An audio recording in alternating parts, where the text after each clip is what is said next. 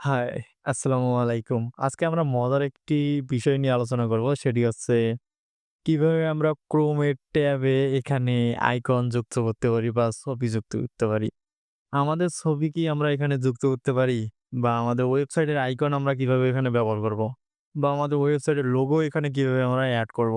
এই বিষয়গুলো নিয়ে আজকে আলোচনা হবে। এই বিষয়গুলো নিয়ে আজকে আলোচনা করার আগে আমি আপনাদেরকে বলে দিতে চাই, আপনারা যদি YouTube এ আমাদেরকে দেখে থাকেন বা YouTube এ আমাদের ভিডিওগুলো দেখে থাকেন, সেক্ষেত্রে অবশ্যই আমাদেরকে সাবস্ক্রাইব করতে পারেন। কারণ আমরা এখানে প্রতিনিয়ত ওয়েব ডিজাইন এবং ডেভেলপমেন্ট সম্পর্কে আলোচনা করে থাকি এবং বিশেষ কিছু টিপস শেয়ার করে থাকি, যেগুলো আপনার ডেইলি লাইফে অনেক হেল্পফুল এবং কাজে দিবে। এখন আমরা দেখব কিভাবে আমরা এখানে যেমন YouTube এর লোগোটা চলে এসেছে, এমন আইকন এখানে যোগ করতে পারি।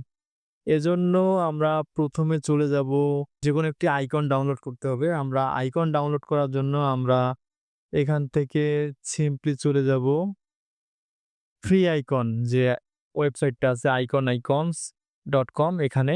এখান থেকে আমরা সিলেক্ট করব সফটওয়্যার দিয়ে সার্চ করব। সফটওয়্যারের একটা আইকন নিয়ে নিই। এখান থেকে সিম্পলি আমরা এই আইকনটা সিলেক্ট করে নিই। আইকনটা সিলেক্ট করার পর আমরা এখান থেকে পিএনজি ডাউনলোড করতে পারি বা আইকনও ডাউনলোড করতে পারি। সিম্পলি আমরা এখান থেকে পিএনজিটাই ডাউনলোড করে নেই। পিএনজিটাকেই আমরা ফ্যাব আইকন হিসেবে ব্যবহার করব। এখান থেকে আমরা ডাউনলোডে ক্লিক করার পর এখান থেকে আমাদের ফাইলটা ডাউনলোড করে নিতে হবে এবং এই ফাইলটা আমরা রাখবো ডেস্কটপের HTML কোডের ভিতরে। এখান থেকে জাস্ট একটা ফোল্ডার তৈরি করে নিব ইমেজ, ইমেজ এবং এখানে দিব আইকন। সেভ হয়ে গেছে। এই তো আমাদের আইকনটা চলে এসেছে। এখন আমাদের কাজ হচ্ছে কোড ওপেন করা। সিম্পলি VS কোড ওপেন করব। VS কোড ওপেন করার পর আমাদের যে লার্নিং প্রজেক্টটা আছে সেটা চলে আসবে। এখান থেকে জাস্ট আমরা একটা ফাইল নিয়ে নিব।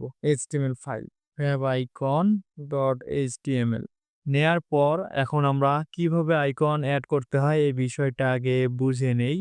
এজন্য চলে যাব, এই ফাইলটাকেই আমরা জাস্ট লাইভ সার্ভার দিয়ে ওপেন করে নেই। Chrome দিয়ে ওপেন হবে। এখন Chrome দিয়ে ওপেন হওয়ার পর আমরা এখান থেকে চলে যাব সার্চ বারে। সার্চ বারে গিয়ে লিখব ফেভাইকন। ফেভাইকন লিখে সার্চ করার পর এখানে দেখব যে এই W3 স্কুলের একটা ডকুমেন্টেশন বা কোড আছে যেটা হচ্ছে HTML ফেভাইকন। এখানে ক্লিক করব। এখানে ক্লিক করার পর আপনি এখানে দেখতে পারবেন যে আমাদের ফেভাইকনটা কিভাবে শো হবে, কিভাবে কোথায় শো হবে সে বিষয়গুলো এখানে দেয়া আছে। আর আপনি চাইলে ডকুমেন্টেশনটা পড়ে নিতে পারেন, সেক্ষেত্রে অনেক হেল্প হবে। আমরা যদি নিচে আসি সেক্ষেত্রে দেখতে পারবো যে এখানে লিঙ্কের মাধ্যমে আইকন এড করতে হয়। সেটা হচ্ছে হেডের ভিতরে।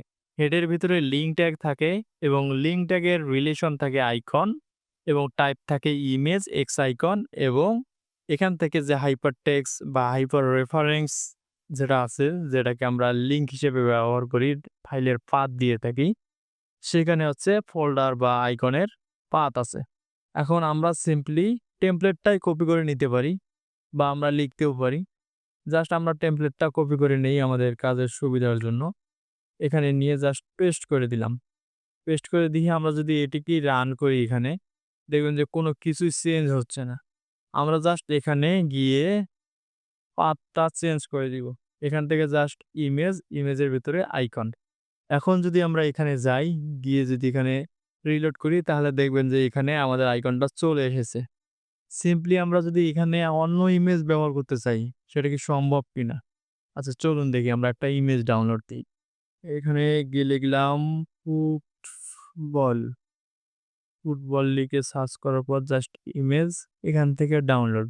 ইমেজ, আচ্ছা ডাউনলোড হয়ে গেছে। আমরা জাস্ট এখানে যাবো, গিয়ে এখান থেকে আমাদের আইকনটা চেঞ্জ করতে হবে।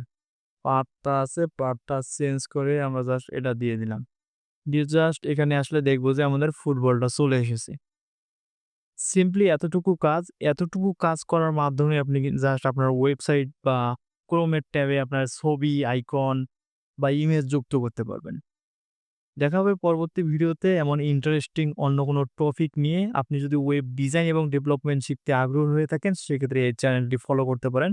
আমরা বাংলায় সকল প্রোগ্রামিং ল্যাঙ্গুয়েজ নিয়ে আলোচনা করে থাকি। ধন্যবাদ।